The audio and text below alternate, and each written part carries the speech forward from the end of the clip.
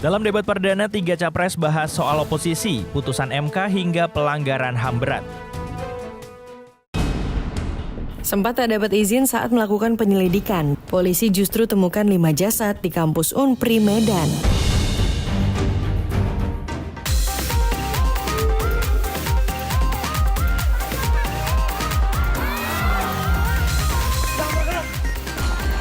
Mohon maaf sebesar-besarnya kepada istri saya.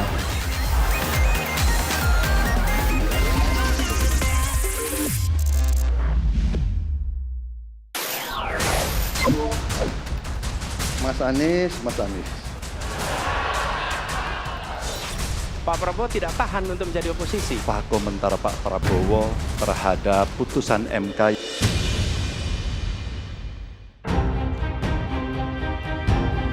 Debat perdana peserta Pilpres 2024 diwarnai saling serang dan kritik dari ketiga capres. Sesederhana itu, Pak Anies. Salah satunya saat membahas isu penguatan demokrasi. Anies menyinggung ketidakpercayaan masyarakat pada sistem demokrasi saat ini, utamanya saat membahas peran oposisi. Karena itu oposisi itu penting dan sama-sama terhormat. Sayangnya tidak semua orang tahan untuk berada menjadi oposisi. Oke? Seperti sampaikan Pak Prabowo tidak tahan untuk menjadi oposisi. Apa yang terjadi? Beliau sendiri menyampaikan bahwa tidak berada dalam kekuasaan membuat tidak bisa berbisnis, tidak bisa berusaha. Karena itu harus berada dalam kekuasaan. Kekuasaan lebih dari soal bisnis, kekuasaan lebih dari soal uang, kekuasaan soal kehormatan untuk menjalankan kedaulatan rakyat. Baik. Intinya adalah kita tegakkan. Dalam subtema hukum, saat membahas soal putusan MK terkait batas umur calon wakil presiden beberapa waktu lalu, Prabowo menyampaikan akan menegakkan undang-undang. Saya kira mengenai Mahkamah Konstitusi, aturannya sudah jelas. Kita juga bukan anak kecil, rakyat kita juga pandai, rakyat kita lihat, rakyat kita tahu. Mas Ganjar, kita tahulah ya bagaimana prosesnya, ya. Yang intervensi siapa? Ya kan? Yang intervensi siapa? Tapi intinya adalah kita tegakkan konstitusi, kita tegakkan undang-undang, kita perbaiki yang kurang sempurna, dan kita patuh kepada komitmen undang-undang itu sendiri. Pekerjaan itu pada eranya. Sementara itu saat membahas kasus pelanggaran HAM berat, Ganjar menyampaikan akan menuntaskan saat menjadi presiden, agar tidak terus menjadi isu di pemilu selanjutnya. Kenapa saya sampaikan? Pertanyaan saya sebenarnya satu. Apakah kalau Bapak jadi presiden akan membuat pengadilan HAM? Pertanyaan nomor kedua, apakah Bapak bisa menemukan, menunjukkan, membantu pada keluarga agar kemudian mereka bisa berziarah? Dua ini sama-sama tidak dijawab. Maka kalau kemudian saya boleh meminta, kalau saya jadi presiden Pak, saya akan bereskan ini Pak. Agar kemudian dalam kontestasi Pilpres berikutnya, ini tidak akan muncul lagi karena presidennya tegas menuntaskan pekerjaan itu pada eranya. Terima kasih. Beberapa momen dalam malam debat sempat terekam kamera. Gibran juga terekam tengah memandu sorak para penonton saat Prabowo merespon pertanyaan Anies. Ide, gagasan, dan juga program-program. Tentunya inilah Tiga cawapres juga terpantau saling bersalaman setelah debat para capres dilakukan. untuk memantapkan pilihan Anda pada 14 Februari 2024.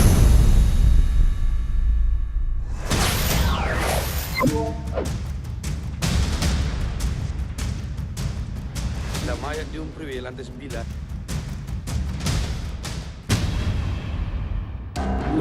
Ada mayat di Unpri lantai 9. Temuan sosok jenazah di dalam bak biru membuat gempar publik. 3 jenazah yang mengambang di air berada di lantai 9 area parkir kampus Universitas Prima Medan. Video ini lalu ditindaklanjuti polisi dengan mendatangi kampus. Namun polisi sempat tak diberi izin pihak kampus.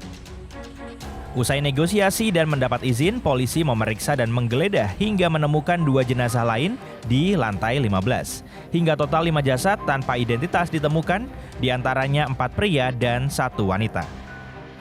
Diduga itu adalah jenazah atau mayat manusia. Saat ini Polrestabes Medan terus melakukan koordinasi dan komunikasi dengan pihak rektorat dan kampus. Di tengah penyelidikan polisi, 6 mahasiswa membuat klarifikasi yang menyebutkan video yang beredar adalah hoax. Menurutnya, sosok manusia di dalam bak air adalah boneka, bukan manusia. Properti dalam video tersebut merupakan manekin atau boneka, bukan mayat. Video yang beredar merupakan hoaks dan telah membuat keresahan bagi banyak pihak beberapa waktu lalu. Kami mohon maaf sebesar-besarnya kepada pihak yang dirugikan.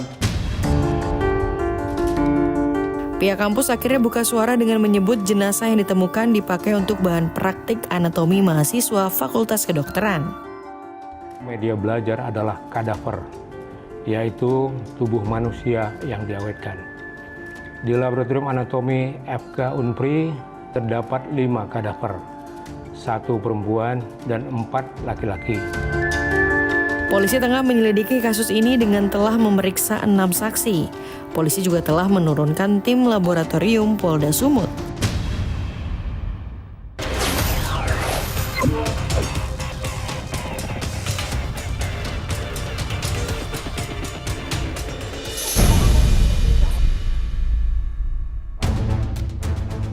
Selebritas Amar Zoni kembali ditangkap polisi terkait kasus narkoba. Kali ini Amar Zoni ditangkap di sebuah apartemen di kawasan Tangerang Selatan, Banten. Barang bukti sabu dan ganja di dalam kamar turut diamankan. Polisi menyebut Amar Zoni ditangkap seorang diri saat berada di lobi apartemen. Serpong, Tangerang Selatan di sebuah apartemen, dan kami amankan beberapa, ada 2 jenis narkotika yang terdapat di apartemen tersebut, dan sekarang kami sedang melakukan pemeriksaan. Amar Zoni kini masih menjalani pemeriksaan intensif untuk mengetahui pemasok narkobanya. Aku kecewa sama Ibel karena Ibel terus nuduh aku pakai narkoba. Padahal aku sudah berhenti pada saat pertama keluar dari lapas itu. Cuman kok Ibel tetap nuduh aku pakai narkoba. Jadi ya aku stres banget, Bang. Ini pelarianku. Ini bukan pertama kali Amar Zoni harus berhadapan dengan hukum terkait kasus narkoba. Tahun 2017, Amar Zoni ditangkap pertama kali atas kepemilikan ganja. Amar Zoni harus menjalani rehabilitasi selama 1 tahun. Maret 2023, Amar Zoni kembali ditangkap di rumahnya atas kepemilikan sabu. Atas penangkapan yang kedua itu, Amar Zoni baru dibebaskan bulan Oktober lalu. Saat penangkapan di awal tahun ini, Amar Zoni masih berstatus suami Irish Bella. Saat penangkapan itu, Amar Zoni tak mengelak tentang perbuatannya.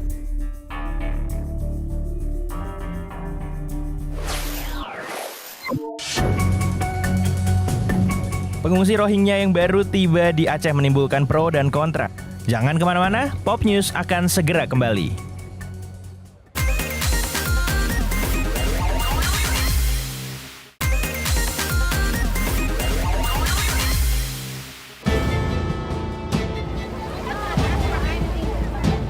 Kesimpulan bersama masyarakat Kampung Pulau Pinang Nusa Dua beserta ataupun saya sendiri kehadiran Rohingya ke pesisir ke Kampung Pulau Pinang Nusa Dua berdasarkan permintaan masyarakat ditolak.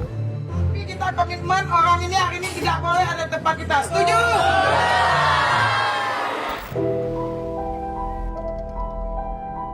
Pengungsi Rohingya yang baru tiba di Aceh menimbulkan pro dan kontra. Berikut 5 fakta pengungsi Rohingya.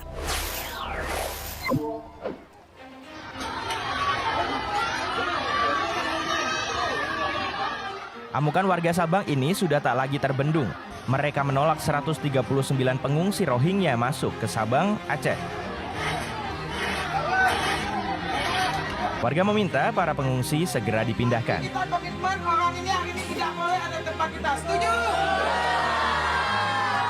Besok lagi.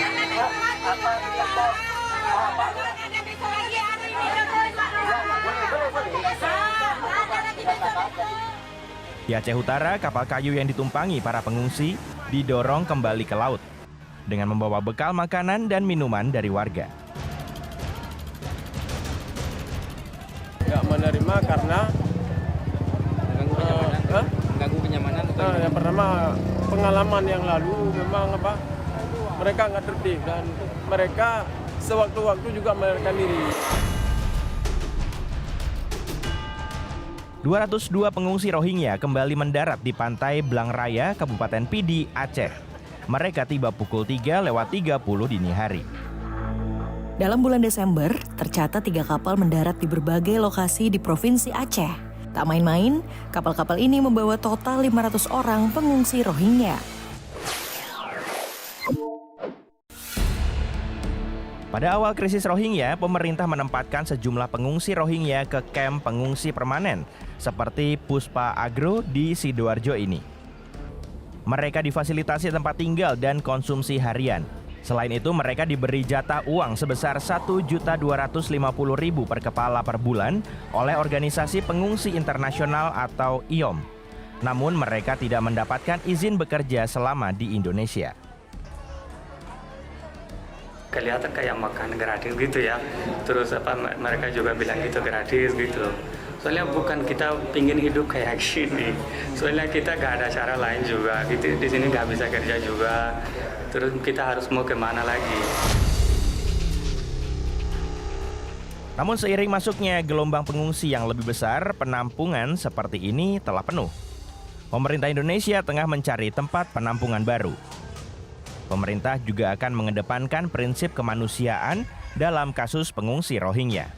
Untuk nanti dicarikan tempat penampungan, karena yang ada sudah tidak muat, tapi kita akan segera mencari jalan untuk mencari secepatnya. Nanti Forkompimda 3 provinsi, Aceh, Sumatera Utara, dan Riau akan dikoordinir oleh Menteri Dalam Negeri untuk membicarakan itu. Nah, sementara Ibu Menteri Luar Negeri akan menghubungi UNHCR. Pemerintah juga memastikan hanya memberikan penampungan sementara untuk pengungsi Rohingya di Aceh.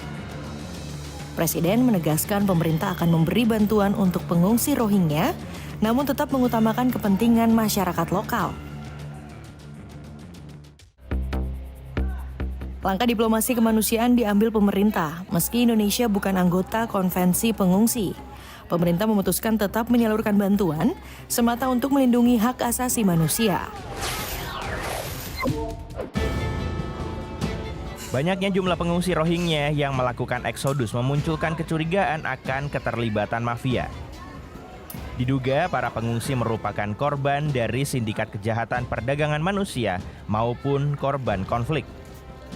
Mereka juga adalah korban-korban dari para mafia-mafia yang membawa mereka dari menjual harta bendanya, kemudian datang kemari dengan ditawarkan iming-iming lebih layak. Jika dalam penyelidikan ditemukan adanya keterlibatan mafia TPPO, pemerintah menegaskan akan menindak jaringan yang terlibat. Isu tindak pidana perdagangan orang mencuat ketika pengungsi Rohingya mengaku membayar $1.000 atau sekitar 15 juta rupiah per kepala untuk menyeberang ke Indonesia. Polisi mengatakan telah menangkap supir truk yang menyelundupkan 36 orang pengungsi Rohingya dari Aceh ke provinsi lain.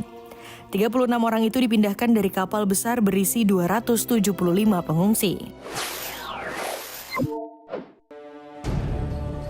Selama beberapa dekade, warga Rohingya mengalami penderitaan ekstrem di Myanmar. Tahun 1962 adalah awal etnis Rohingya tidak diakui oleh pemerintah Myanmar. Kelompok Muslim ini dianggap sebagai imigran gelap oleh pemerintah Myanmar karena keberadaannya tidak ada sebelum kemerdekaan Myanmar pada 1948. Populasi etnis Rohingya semakin meningkat. Hal ini membuat etnis Rakhine merasa terancam. Pemerintah setempat mulai memberlakukan junta militer di mana tanah warga Rohingya disita secara paksa. Mereka tidak diberikan akses terhadap kewarganegaraan dan pencatatan, tidak diperbolehkan mengakses layanan kesehatan, pendidikan, dan kesempatan kerja, dibatasi dalam kamp dan juga desa, dan menjadi sasaran kekerasan ekstrim. Karena tidak memiliki kewarganegaraan, tidak ada jalur legal yang memungkinkan pengungsi Rohingya untuk berpindah wilayah. Akibatnya, mereka sering memilih perjalanan dengan perahu yang ditawarkan oleh para penyelundup manusia.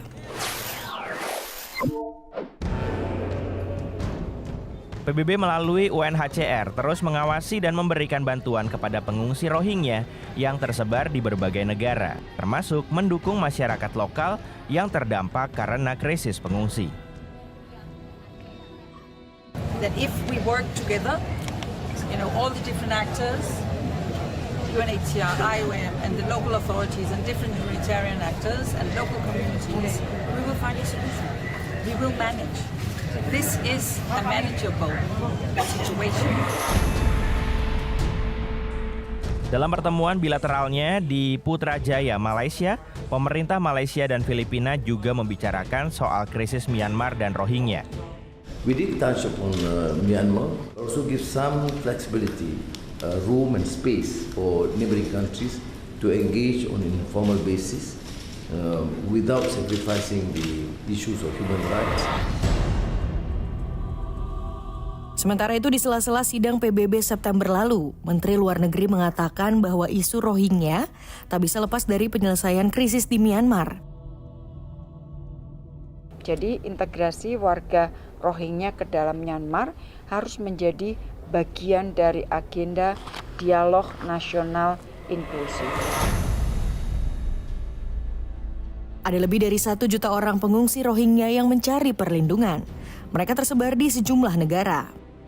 Bangladesh menjadi negara yang paling banyak menampung pengungsi Rohingya, diikuti Malaysia, Thailand, India, dan terakhir Indonesia.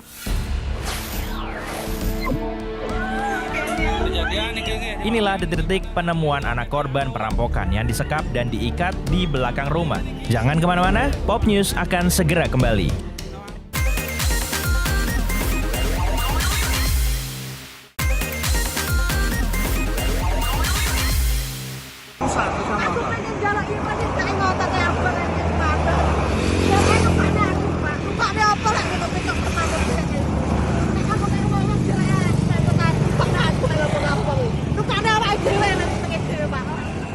Wanita ini menangis histeris hingga ingin mengakhiri hidupnya karena warna sepeda motor yang dibeli tidak berwarna hitam sesuai keinginannya. Ia juga kesal karena surat juga diatasnamakan suami, sementara ia ingin atas namanya.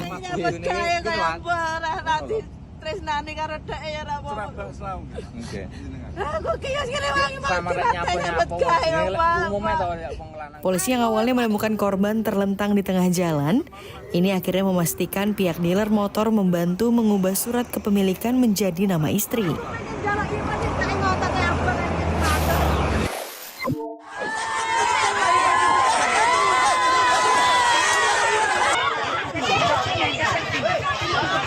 Para pedagang ini adu mulut saat Satpol PP akan menutup pasar Wuring karena Pemkab Sika melarang aktivitas jual beli di pasar ini. Para pedagang bahkan mengadang mobil Wakil Ketua DPRD Sika.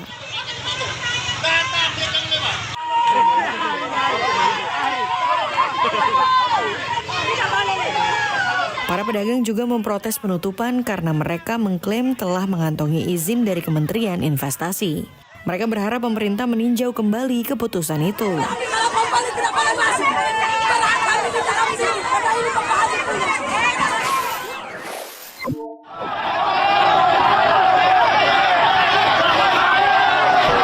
Pelaku begal ini babak belur dihajar warga usai merampas ponsel pengendara sepeda motor di flyover Keranji, Kota Bekasi. Pelaku nekat melukai leher korban saat sepeda motornya tengah mogok.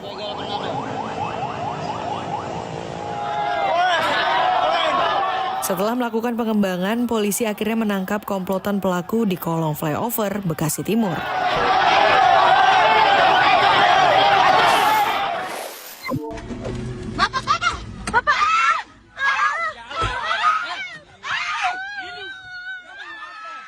Pengendara ini tiba-tiba diadang dan diserang pengendara lain yang merupakan anggota klub mobil. Diduga pelaku kesal karena tak diberi jalan saat akan menyalip mobil korban.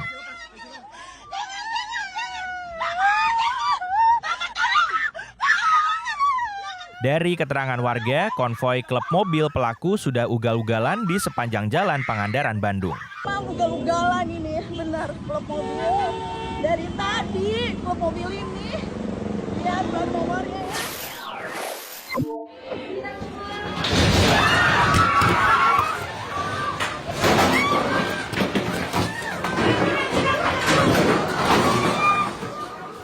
Plafon kantor baru Baimong ini tiba-tiba runtuh hingga kaca pecah.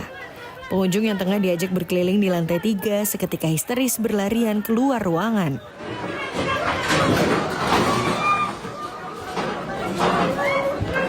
Akibat kejadian ini, beberapa sudut ruangan mengalami kerusakan fatal. Tidak ada korban jiwa maupun terluka dalam peristiwa ini. Kejadian ini di Mabian ini panak nalit tuh ketiang aja. Aja maling ini ki sakit gede bangkan maling nih. Inilah detik-detik penemuan anak korban perampokan yang disekap dan diikat di belakang rumah. Korban ditemukan usai kedua orang tuanya pulang dari berjualan. Ibu nih tuh, yo kejadian tuh panak nih, sekap tuh. Rumah korban disatroni perampok yang membawa uang 7 juta rupiah dan ponsel. Polisi telah melakukan olah TKP dan mengantongi identitas pelaku.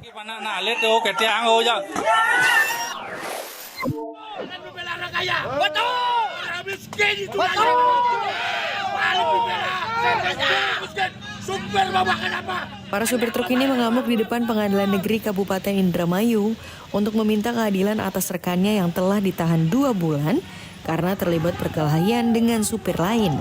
Istrinya itu apa? Mau makan apa lo? 2 bulan ditahan. Para supir truk ini mengancam jika rekannya tak kunjung dibebaskan, maka dalam aksi selanjutnya akan membawa massa yang lebih banyak.